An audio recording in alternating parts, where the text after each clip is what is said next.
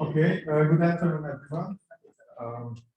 Warmly welcome in Reimer from Aarhus University, who is going to present us results from our experiment.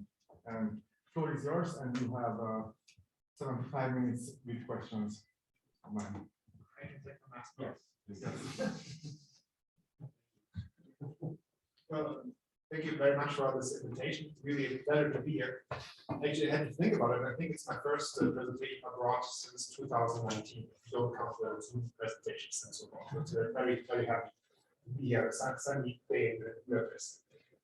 Yes, as you can see, this is my presentation about access to higher education in Denmark.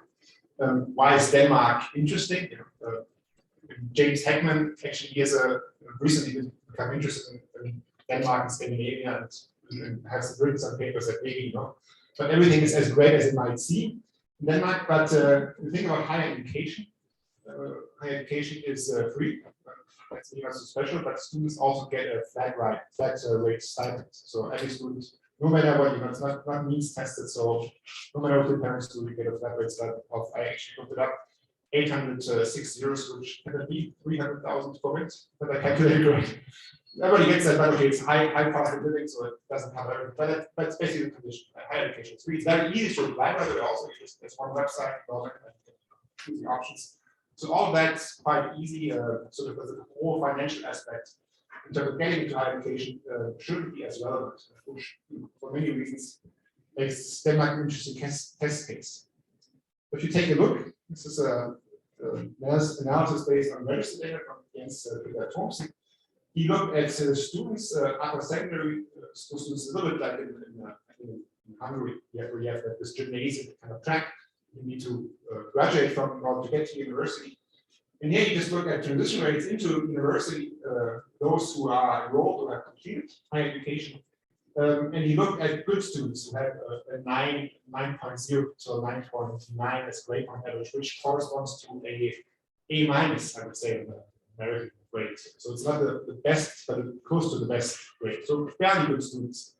And you can see among those students who have at least one parent with university education, close to 80% choose university. And among those who don't have that, who have a parent with a vocational degree or unskilled, you can see that only about 0.5% across time choose university. What do they do instead? Well, it's not that they don't choose higher education, they choose what's called university colleges in Denmark. University colleges, these are professional higher education programs where you can become a nurse, a compulsory school teacher, a pedagogue, and there's also some engineering programs. So very sort of vocationally applied programs. And, in order to go to basically to go to the academic track afterwards, it's a little bit difficult. So we have this sort of dividing line in the higher education sector, and of course, it is many from ethical, but also from sort of talent wastage perspective, not ideal. There's so many actually quite talented students choose not to go to university. But where we come in, we wanted to design an intervention that basically can do something about this and try to get more students from disadvantaged backgrounds into university, which, by the way, is not the most popular agenda for in Danish politics. By the way, Danish politics is all about getting more students in the vocational training sector and also getting more nurses and teachers right now. That's also like a politically difficult battle in Denmark. Think about the research, will follow a sort of simple rational choice perspective. There are sort of three kinds of three factors that you can identify that prevent lower class students to get into university or higher education, related to cost barriers, benefit barriers, and some probabilities of success or academic conference. In the sense that as privileged students tend to overestimate the cost of higher education, they tend to have a less clear sort of picture about what the returns are. Although it's not clear, they overestimate, underestimate, but overall, they know less about what comes, what you can earn, and so on. And they also tend to be less confident regarding their ability to actually manage a university course of studies, even if one takes into account their previous level of academic performance. And basically, on all those factors, there's quite a lot of literature, quite a few intervention studies to try to do something about this, especially, of course, from the US. There are all these studies from the US that do something about financing higher education, also like these behavioral economic studies. Okay, what can you do to fill out these forms and so forth? Maybe not so interesting in our case, but again, where everybody gets a flat rate stipend, and it's quite easy to get access to that. But the other two factors are definitely also relevant. The Danish context, benefits to university studies. Again, there are quite a few intervention studies that did something similar, and doing something about this potential lack of confidence that you mentioned finish the university program. And there are actually not that many studies that so far did something about this. Actually, Tamas has a few papers trying to help students understand what are the access requirements, what you need to go get in. But overall, there's also some psychology interventions with students who are in higher education, talk about their class background, what it means to navigate a higher education program. But overall, there's not so much. And just so you can see what the previous studies, what do they do? This is a recently published study from Finland, and mostly focused on labor market returns to higher education programs. They just they show basically like PowerPoint presentations, guidance counselors for the high schools and show what are the returns to these different programs. This particular study actually did not have any, so they could not identify effects of this particular intervention. There's also another example, a Berlin-based study done in Berlin, the Best Up project. Here they differentiate between higher education, studieren, and vocational training program. They actually find some effects in this. But we in this presentation also pay attention to that maybe information on its own is or not in other words, maybe it's also quite important where does information come from? How is the information communicated? Questions?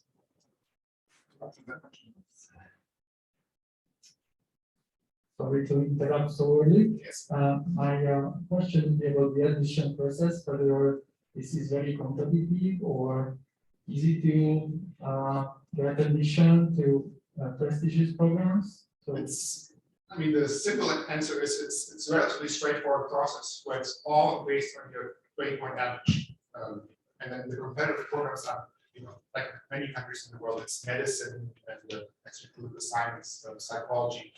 And you need to have a sort of high grade point average. And actually there's always cutoffs, and the cutoffs from last year. So you basically kind of have an idea, okay, what do I need to get about to get in?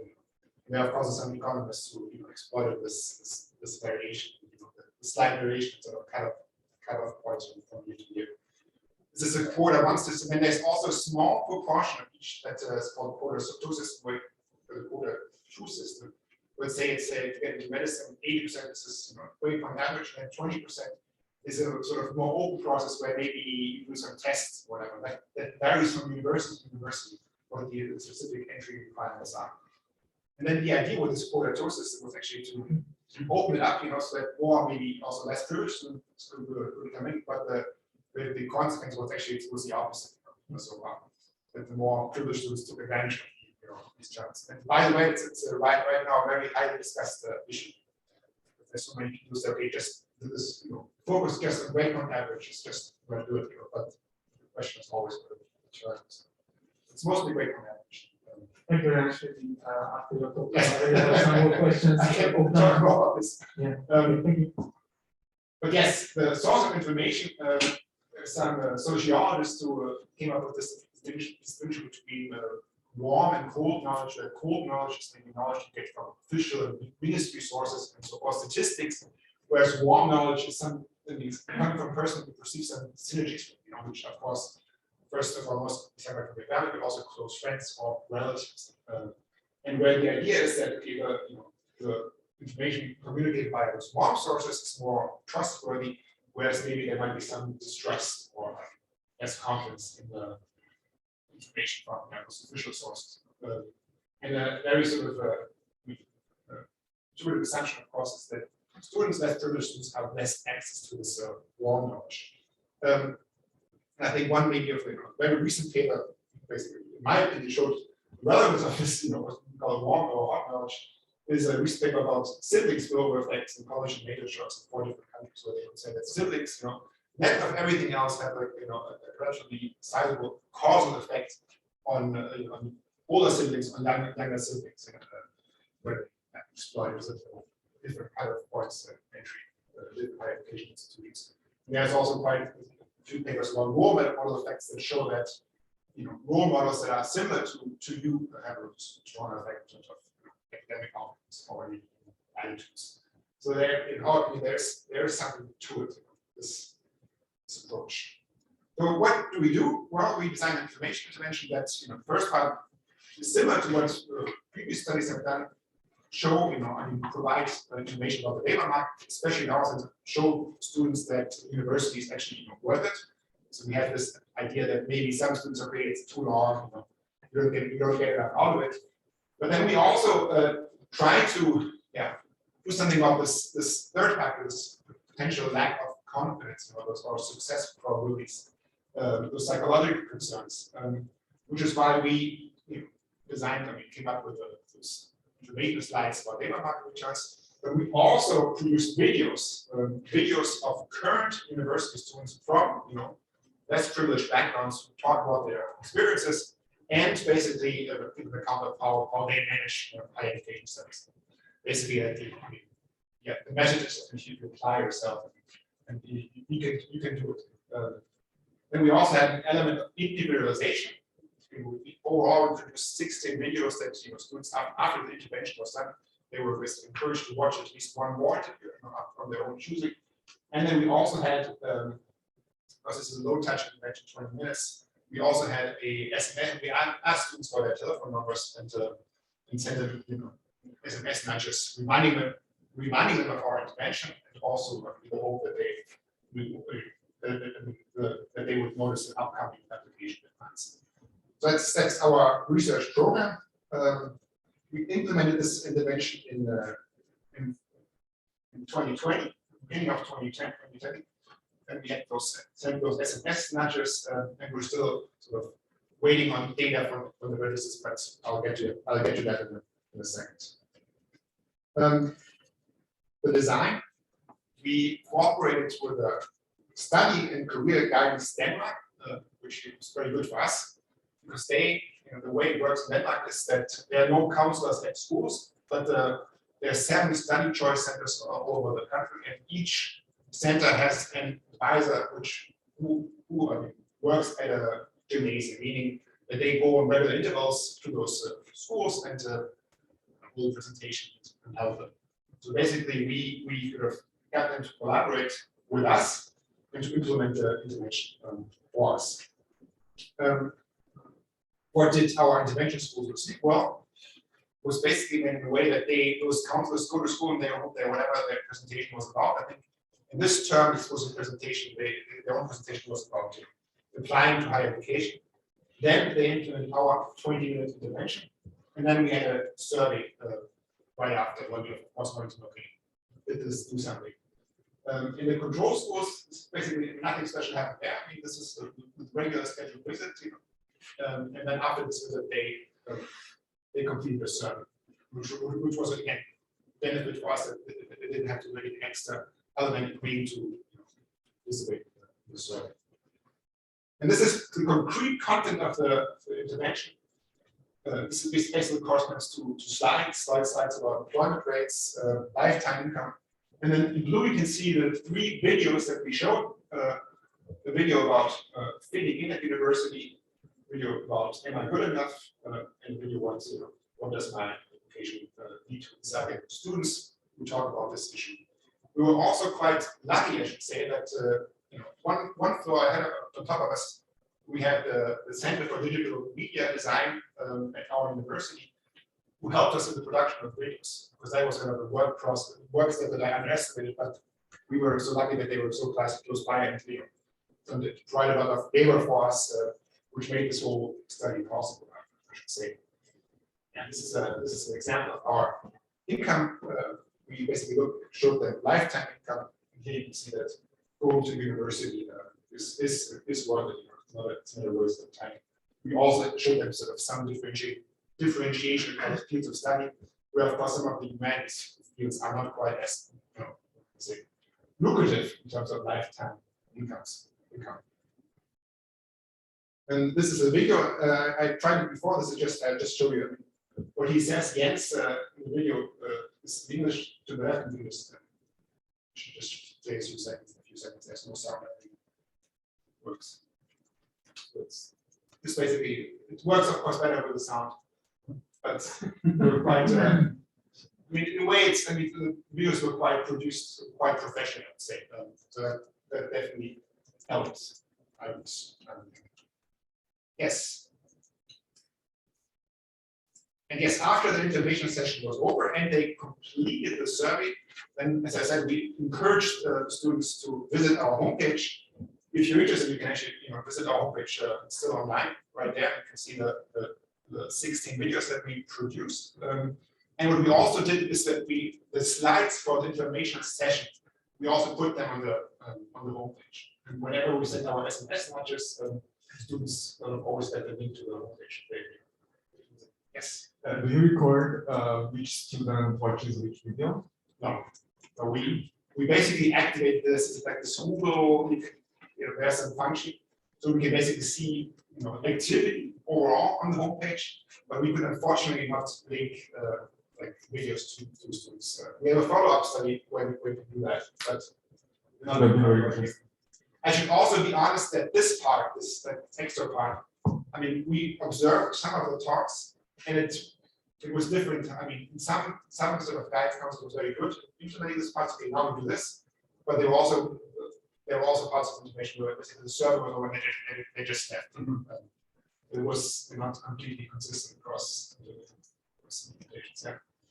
Yes, and that's the SMS nudge. Again, we asked in the survey, we asked students to provide the telephone numbers. Only 50% did, which is probably normal. That's but still we sort of sent to 75% the 3 nudges, always at the different application deadlines. We're not quite done yet in this year. We still want to send them. There's still one application deadline where you also want to send them a nudge. Yeah, not entirely clear for me that what was the randomization? I thought it was schools, mainly where you randomized. Yes. Right. So this is just intervention among intervention in the nudges. Just among those who received intervention that we send the nudges, and we just to see if this actually makes a difference. But that's a second. So you also randomized nudges, right, within individuals. Yeah, exactly. So the SMS was individually randomized, and the video thing was between school. Exactly. Okay. And then we also asked the control students for the telephone numbers. We thought, okay, should we maybe do this? But then we discussed this also with some expert. We said, no, don't do that, because then you might. I mean, you basically want to have your intervention like as strong as possible. So we never did anything with the control students, even though we also have some telephone numbers. Yes, so we don't have any results on this at all yet. So just this is for later, just so you know what we did. Yeah, regarding the design, we did stratified cluster randomization. We basically, as I told you before, there's 7 regional sort of center regions. We just worked with 3. That was basically an agreement. We have to study each other center. So it was implemented in the mid, the Copenhagen region, and also the Aarhus region and we have, I mean, although we have many sort of city gymnasiums, but they're also quite some rural gymnasiums. See, if you compare our sort of overall target population with the overall Danish population, it's slightly, I mean, it's not that bad, but they're slightly more educated in terms of the background. So it's slightly more privileged than you, but not, I mean, not that. Yes, this is basically how we chose schools. We basically went after the SDS, and we had information about country income and support for each gymnasium. Then we also looked at those different gymnasium tracks. We had the general gymnasium, which is called STX. The economic type of gymnasium is called HHX, and the technical. So we also monitor equal representation here, and then we also look at location application rule of relevant. And we ended up with 24 intervention schools and 56 control schools. You might ask why many more control schools? But one reason was that COVID cut off the study, but not as bad as it could have been. I think we just lost 3 or 4 amazing. And then it was just in terms of the practical implementation was the intervention schools. Of course, that was an extra session that had to be booked time-wise to do. That basically was my have led to this. In retrospect, maybe we should have done some other technique. That's what we ended up with. And here you can look at the treatment group and control group, and you can see it's not perfectly balanced, but it's also not quite bad. If you look at, for example, parental education, you see that the treatment group is a little more educated. A few more parents with masters to read above. Also, a few more parents have incomes above 500,000 Danish kroner per year. And also a little more in terms of general gains and estimates. But overall, I mean, at least in our opinion, not the worst. What you also pay attention to is that something we've been fighting with is a attendance rate survey. Basically, what we did is of course, we did the survey, and we asked students to provide their school identifier. Like they have in Denmark, they have an account they use for everything. So we log in, and that actually helps us to connect that data to the register. But this information, this attendance service, is just so students did the whole survey. It also provided this identifier here. And you can see that against the register data for the school, we only have an attendance rate of 51% and 60% of control schools, which I'm still a little bit, I'm still in doubt if that's really true. From our own sort of observation, it didn't look as bad, but we're still looking into that. That's really, maybe looks too, this is too conservative. But yes, so this is a situation now, and let's look at some. Now I should move this.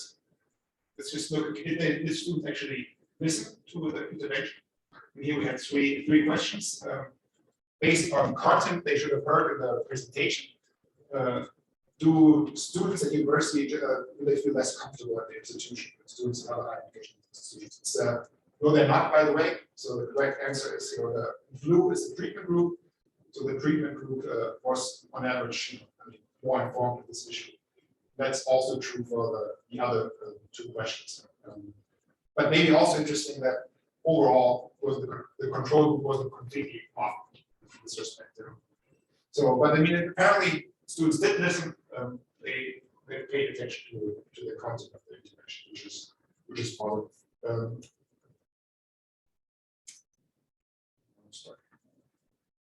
Yeah, let's take a look at some first results. We have 2 dependent variables right here. Oops, no.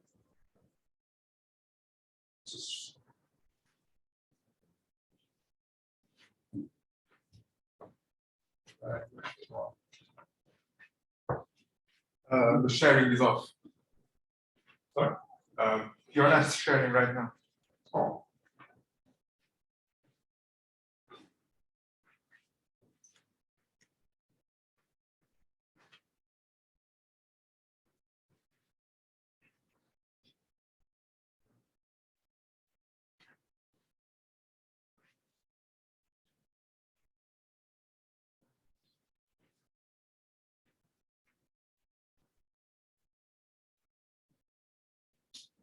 Okay.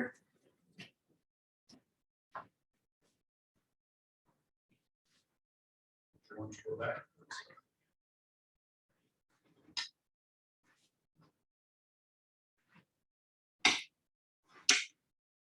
Okay, here we are again.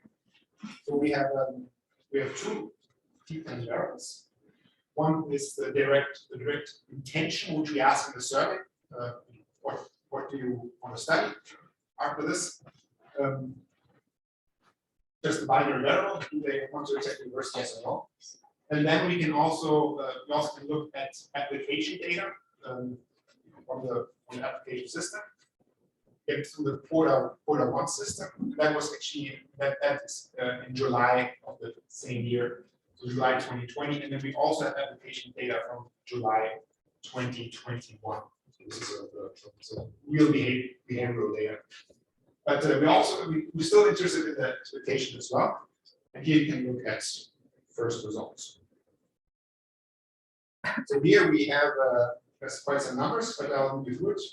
The first row, you can just see this simple regression analysis. Frequent group, control group, how many of them say that they want to attend university education, and you can see overall that there's a small difference, or almost 4% sort of in terms of the treatment effect, which is not significant.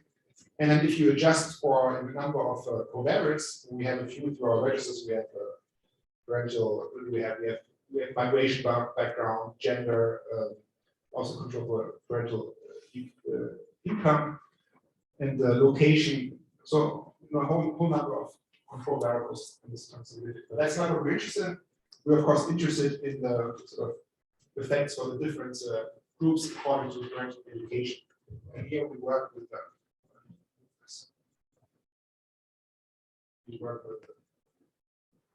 three groups. On the bottom, you see those students who have university educated parents. In the middle, we have parents with the highest degree is a university college degree, and on top we have parents education primary or highest vocational training.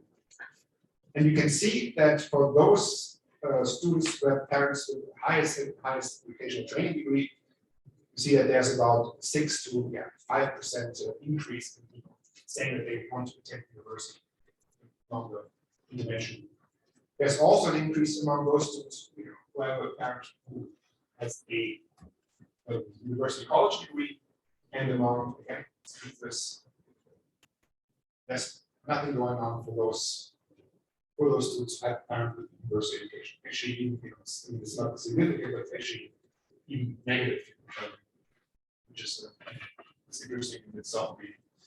So that, I mean, in terms of intentions, this, I mean, basically is, look like what we wished for, but of course these are intentions, and we should also say directly after they heard this presentation. I mean, not even 2 weeks after, so directly after. But of course, one has to keep this in mind. We also look at struggling with this.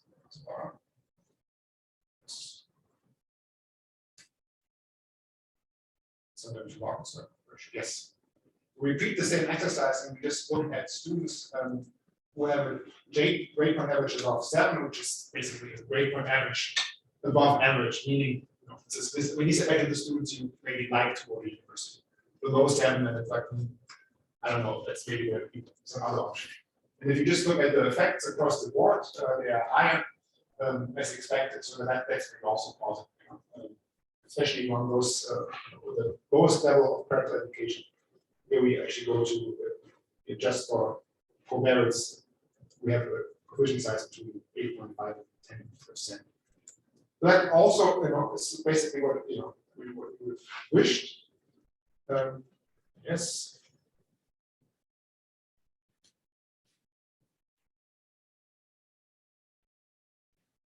But again, this is intentions only. And now we can look at first analysis of the application data, real behavioral data. There's a twist to the Danish context, and what students do in the Danish context is very few actually go directly to higher education. Most students do a gap year, and actually not only one gap year, but also very often two gap years, which is also a problem for sort of say for this whole study choice business, in the sense that they want to try to influence students, even though like the real education decision might be 2 years in the future, which is also why we try to work with these SMS matches, so that our sort of low light touch intervention is not completely gone by the time we actually do this. So you can see in 2020, just 20% actually applied directly to higher education, and there was 35% in 2021. And combined those 2 years, you have close to half of the students who applied to higher education. So we're still missing more than half of our sample in terms of education choices. Of course, not all of them might apply, but more than this, of course, would happen. In other words, that's also a challenge for our studies. At what point do we say, okay, this is it. This is what we this is now we say we want to say that we know all of our stuff. But let's take a look. Here we basically combine the 2 years, and we also only look at the first priority. In this application system, you can list up to, I think, 9 priorities. Of course, students might have different strategies. Might be a little more risky in your first priority as opposed to second and third. But here we just, to make it simple, we just look at the first priority. We follow the same setup, and we see that effect sizes are somewhat smaller. Just look, for those parents again, highest education, primary up to vocational, you see it's about 3 percentage points increase. And this coefficient is not statistically significant. But I mean, I would not basically, since we know it's a smaller sample size, of course, down the road we would also be interested in statistical significance. But at this, I mean, with these effects, you have to have much higher sample size. And interestingly, here we see among the group, somewhat more educated group, we see that somewhat larger effect size, around 6 to 5% persists. So we, I mean, I was actually more pessimistic, to be perfectly honest. I thought, okay, everything is gone, when they once they apply. I mean, I would, optimistically interpret it in a way that there seems to be some, some effect still left over. But of course, we still have to wait until also the rest of the score makes a decision. And this is only application data. In other words, they apply. The system basically gives them a message. We have this. We can offer you the study place, and then of course they have to enroll. And this is bureaucratically it's very easy for them to do, but still, we also know this research, especially in the US, there might be some melts in that process. So in other words, this still does not tell us what are the results for final enrollment. I mean, it looks like there's something happened in the sense that connected to the intervention. And here we look at some intervention mechanisms. First is just a variable or like a slide where we ask them, okay, again, I have to move this. Do you believe that you could successfully complete a university program? It was a rating scale, and we just look at we dichotomize this variable. We just kind of respond 5 because these are students who say that they believe that they could complete the study course at university. And we see again across categories of parental education, those with university educated parents are much more optimistic that they could complete the study course. But we see that in terms of intervention effects, among those with parents with primary education and the university college education, then we see some increase in the intervention. So that's basically also what we would like to achieve. Another mechanism that we were interested in was basically what the counselors do. We noticed when we observed those presentations that actually were actually a little bit frustrated when we did this, because there was a lot of variation in terms of the quality of how this information was presented. There were a few, maybe 4 to 5. We didn't observe all of them. We did like observe maybe 5 to 10 of these presentations. And among those, we saw a few counselors basically just had a script, and read from the script, and basically, very passionately presented this. So we asked all the counselors after each time they did the intervention, we had some questions for them. It was a good experience to present the information session. Elements from the presentation could with advantage be implemented in study choice practice. I felt limited because it was not one of study choice's own presentations. You can see there's quite some variation, and those in red basically were the problematic ones. So what we did was, okay, let's look at presentations only for those who basically were important with the project.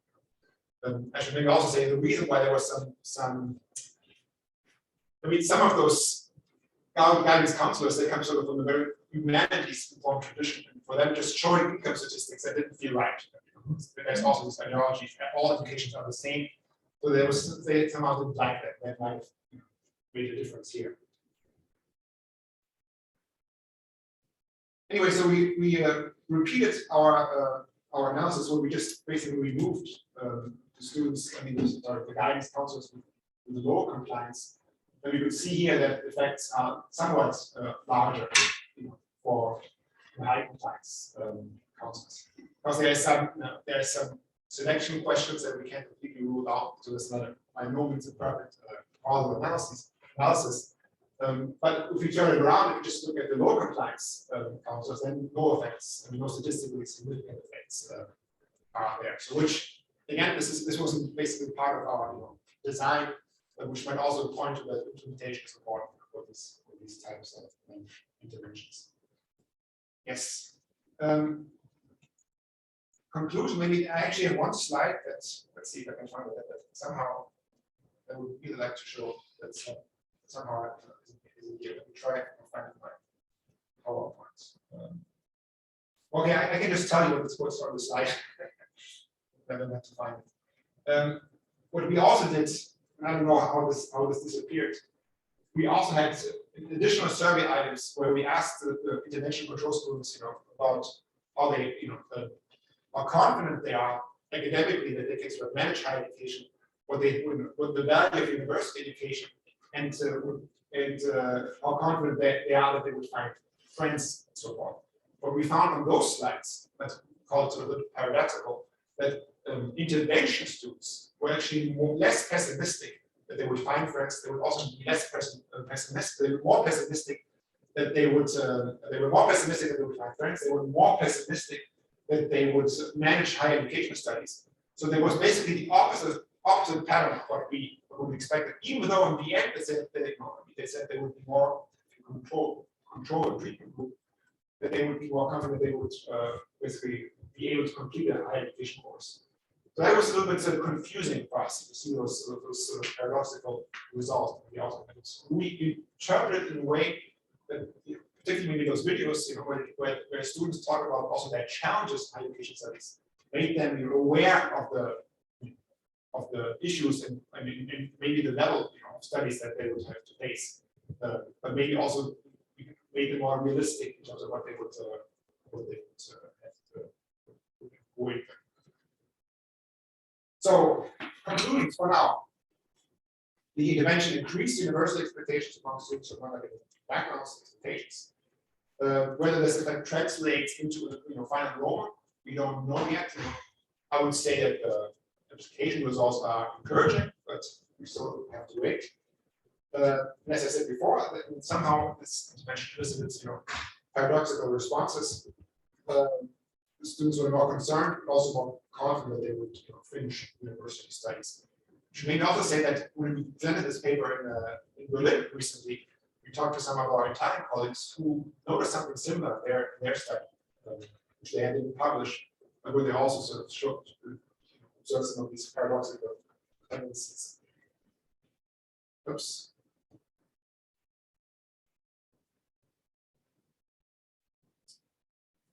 What are the further steps? Well, we haven't written this paper up, so we're in the process of this. We'll have to wait. We also have to wait on the enrollment data.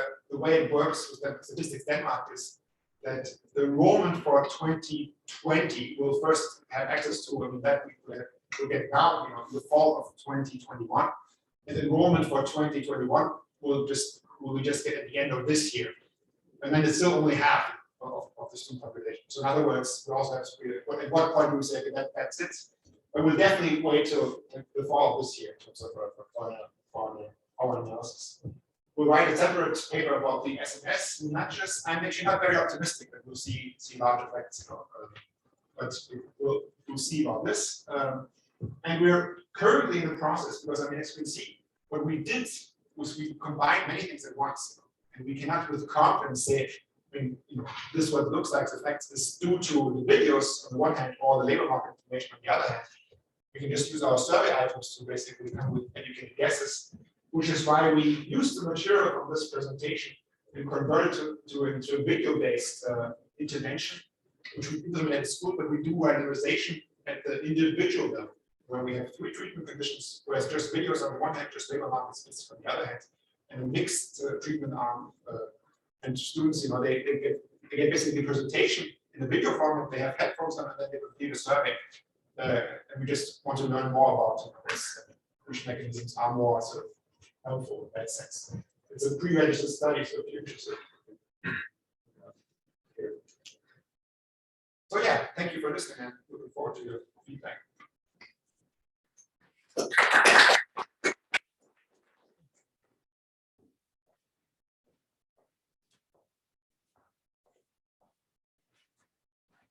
Yeah, thanks. I have 2 unrelated questions.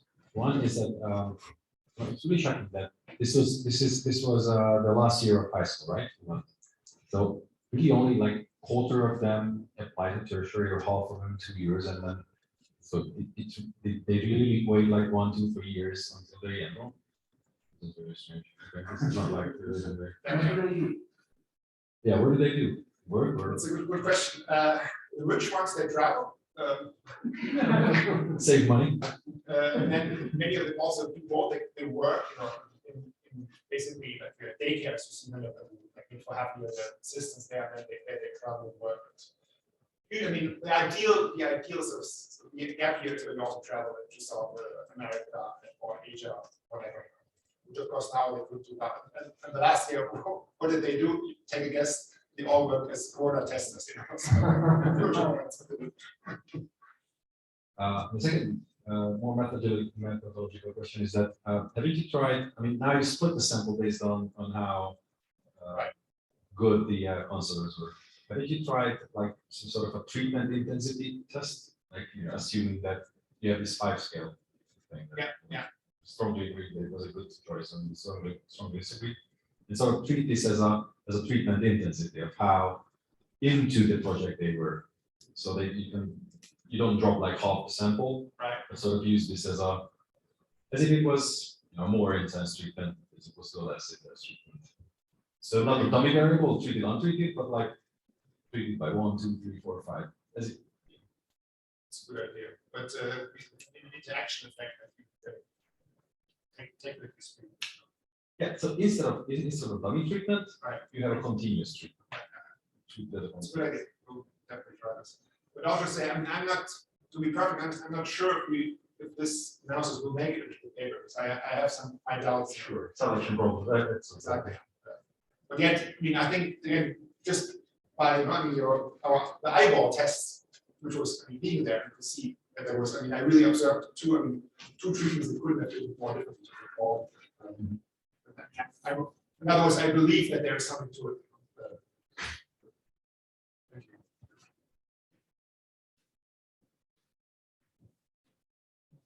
So one clarification question. So you only consider those students who actually filled the survey?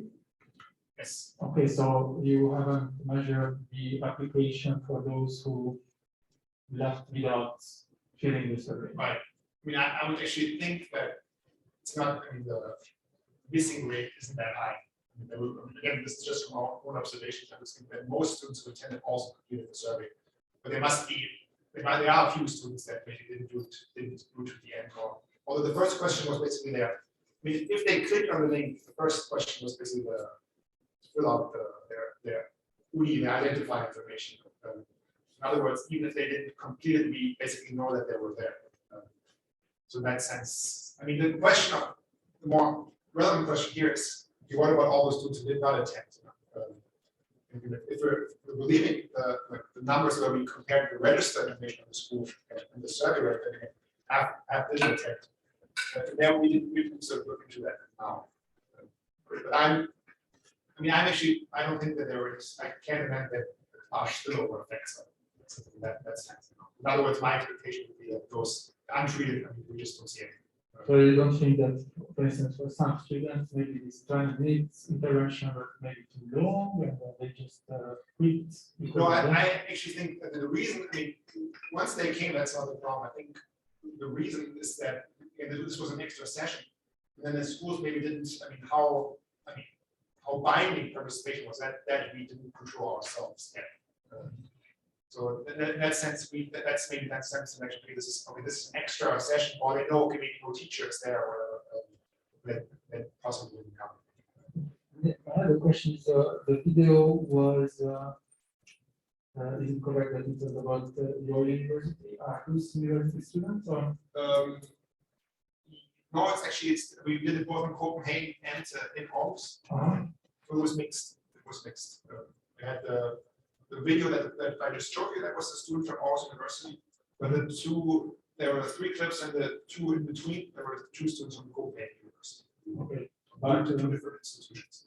My question would be whether you actually increase the application to those universities only, or in general applications elsewhere. So can you see that in the application of the students? We could do that. We could see that. Although I mean, the students in Denmark are surprisingly immobile. Because I think, every time a student from Copenhagen applies to Aarhus, they open a bottle of champagne. But it's shocking how immobile the students are, especially from Copenhagen to Aarhus. The other way around, a little more, but even there it's not. So I'd be surprised, but of course it's a very good point that we had this in mind, having that some variation. I mean, maybe these videos could work as like a kind of advertisement for this university. Yeah.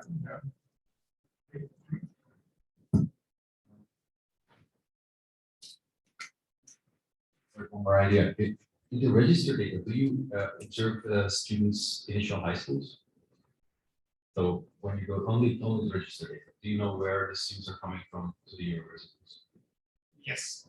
Because then you could do, instead of that, you can actually do school averages with the basis was the randomized schools, and just look at whether those schools where you went to at all, whether the application rates from those schools are high or lower, and then you just not rely on this individual student ID, but rely on the school ID, and then you can also test the spillover effect for those students who were not present but still.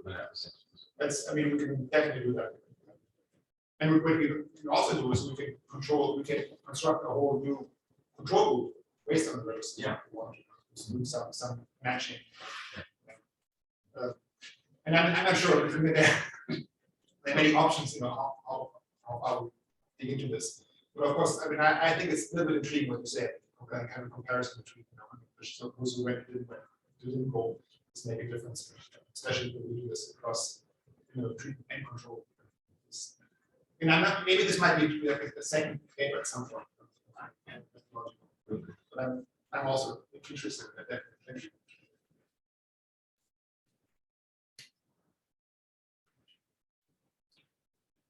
Is it okay? So we will be about network and this one published in Economica, because we were a bit skeptical about how strong your results are. They have an information intervention journal.